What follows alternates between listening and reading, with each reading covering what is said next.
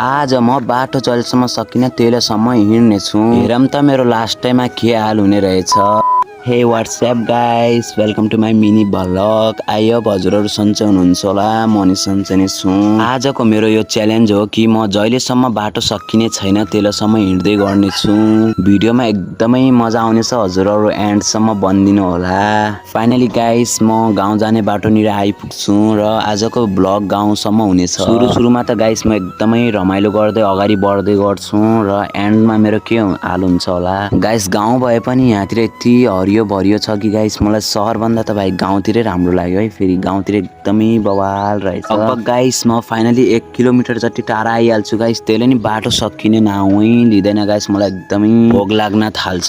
Finally guys म 2 kilometre जति टाढा आइसकेपछि हजुरहरू देख्न सक्नुहुन्छ यस्तो राम्रो बाटो के गाइस, एकदम दामी भ्यू भएको यताउता हेर्न सक्नुहुन्छ। गाउँतिरको गाइस बाटो एकदमै सफा र राम्रो रहेछ र एकदम बवाल छ है बाटो। फाइनली गाइस म 3 किलोमिटर जति टाढा आइसक्छु र यताउता हेर्दाखेरि त गाइस पानी पर्ने जस्तो नि भइरहेको थियो र मलाई एकदमै भोक पनि लागिरहेको थियो। अब म सोच्छु कि गाइस यहाँबाट अब गाइस पछि भिजेर घर जाने भन्दा राम्रो अहिले नै म फर्किहाल्छु भनेर घरतिर तर्फ लाग्छु।